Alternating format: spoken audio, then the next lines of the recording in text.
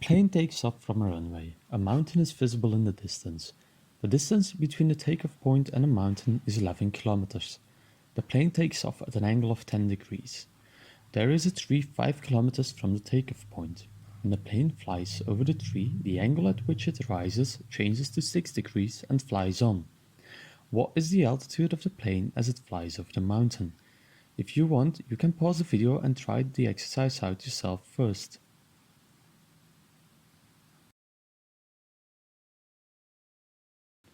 How can we calculate the altitude of the plane when it flies over the mountain? We can split the altitude into two parts, h1 and h2. h1 is the altitude of the plane as it flies over the tree. This corresponds to side BC in the red triangle ABC. h2 is the difference in altitude of the plane between the tree and the mountain. We can calculate these two lengths separately and then add them together. The altitude of the plane is measured perpendicular to the ground, so we can say that triangle ABC is right-angled. Side CD of triangle CDE is parallel to the ground, so this triangle is also right-angled. To determine the length of BC in triangle ABC, we use a formula: the tangent of an angle is equal to the length of the opposite side divided by the length of the adjacent side in a right-angled triangle. This means that the tangent of angle A equals the length of BC divided by the length of AB. We transform the formula so the length of BC equals the tangent of angle A times the length of AB. If we fill in the known variables, we get that the length of AB equals tangent of 10 degrees times 5 kilometers. If we calculate this further, we get that the length of BC is 0.8816 kilometers, so H1 is 0.8816 kilometers. To determine the length of DE in triangle CDE, we use the same formula. The tangent of angle C equals the length of DE divided by the length of CD. Transforming the formula, we get that the length of DE equals the tangent of C times the length of CD. Filling in the known values, we get that the length of DE equals the tangent of 6 degrees times 6 kilometers. This gives us that the length of DE is 0.6306 kilometers.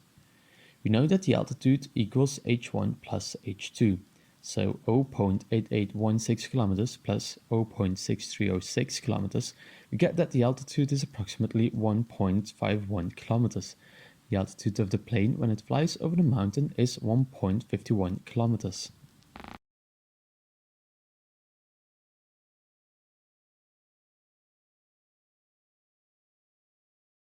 Given is cube with points EAFB, GCHD. With rib A, point M indicates the center of EA. We need to calculate the angle EGM in this cube. If you want, you can pause the video and try out the exercise yourself first. Where is the corner that we are looking for in our cube?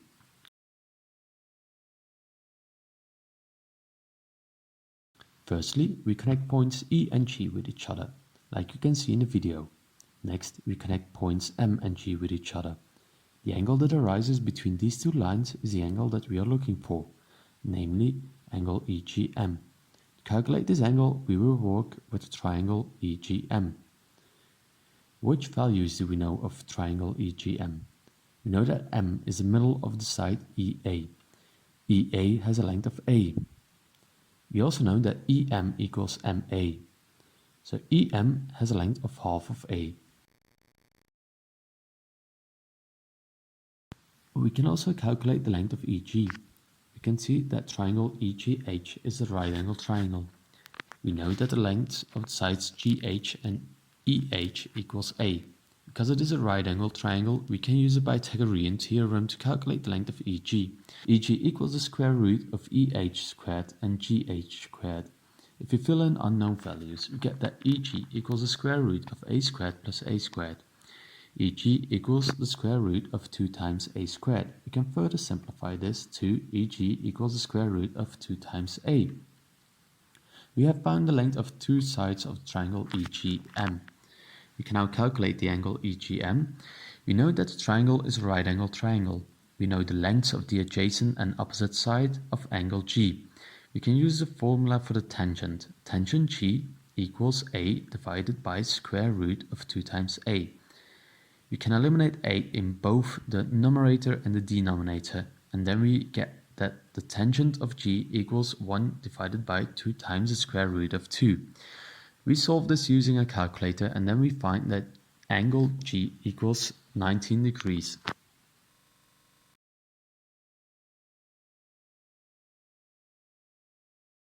We start with a tree in the middle. 75 meters left from this tree is a skyscraper. On the right side at 40 meters is a smaller skyscraper.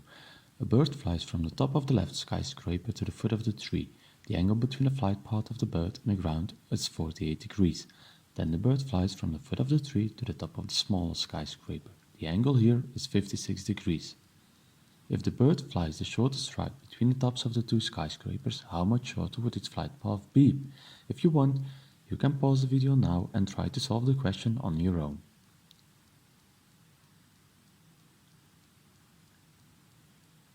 First, we build the picture together. We start with a tree in the middle. 75 meters left from this tree is a skyscraper. On the right side, at 40 meters, is a smaller skyscraper. A bird flies from the top of the left skyscraper to the foot of the tree. The angle between the flight path of the bird and the ground is 48 degrees. Then the bird flies from the foot of the tree to the top of the smaller skyscraper. The angle here is 56 degrees. If the bird flies the shortest route between the tops of the two skyscrapers, how much shorter would its flight path be?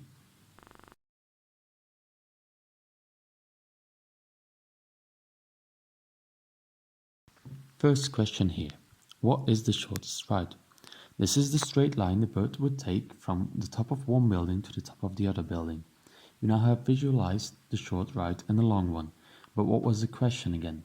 We have to calculate the difference between the short and the long route. First, we will calculate the long route. If you want to try, pause the video.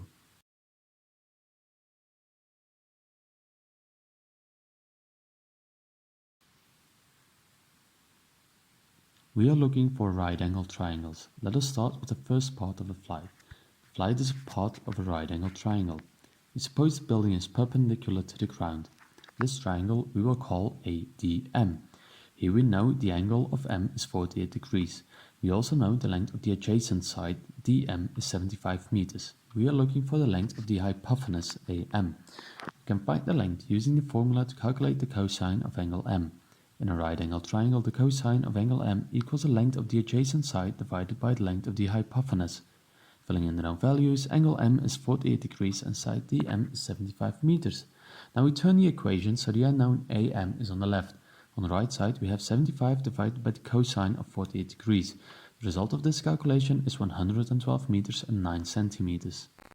Now we calculate the second part of the long path. Again, this flight path is part of a right-angled triangle. We call this triangle BCM. In triangle BCM, we know the values of angle M and the length of the adjacent side MC. We are again looking for the value of the hypotenuse MB.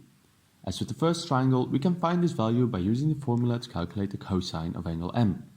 Filling in the known values for M is 56 degrees and side MC is 40 meters. We turn the equation so the unknown MB is on the left, and on the right side we have 40 divided by the cosine of 56 degrees. The result of this calculation is 71 meters and 53 centimeters. Now we know both parts of the long flight path, and adding these together we see that the total distance is 183 meters and 62 centimeters. So the longest route is 183 meters and 62 centimeters. We keep this result in mind for later. Now we continue with calculating the shorter route. Take a minute to see if you can find the triangle we will use to find the length of this shorter path. An obvious choice would be triangle AMB. We check if angle M is 90 degrees. This is not the case, so it's not a right-angled triangle, so we can't use it. But which right-angled triangle that includes A and B can we find? If you don't see it, this tip might help. A building stands perpendicular to the ground. We draw a line, starting from B, the top of the small skyscraper, parallel to the ground to the tall skyscraper. As this line hits the tall skyscraper, we call this point E. Now we have a right-angled triangle AEB. We could also do this the other way around and start in point A and draw a line parallel to the ground till we hit the extended line from points B and C. But we will work with the first option. You can stop the video if you want to calculate the length of AB by yourself.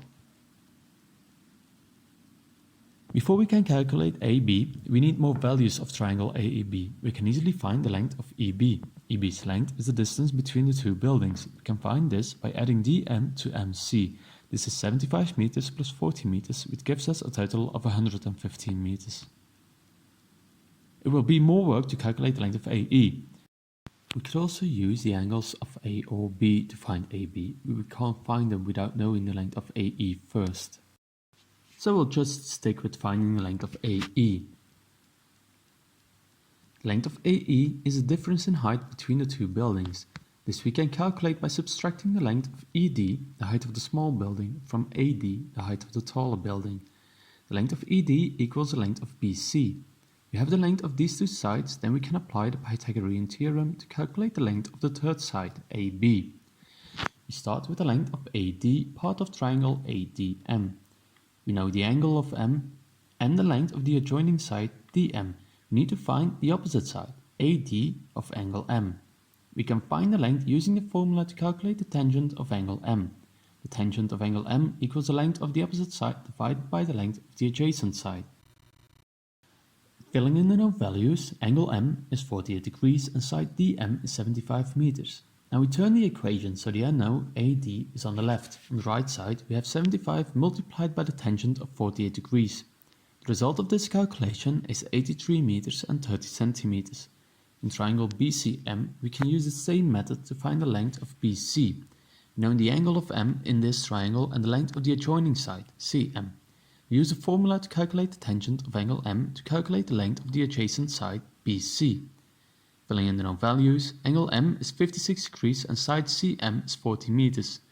Now we turn the equation so the unknown BC is on the left.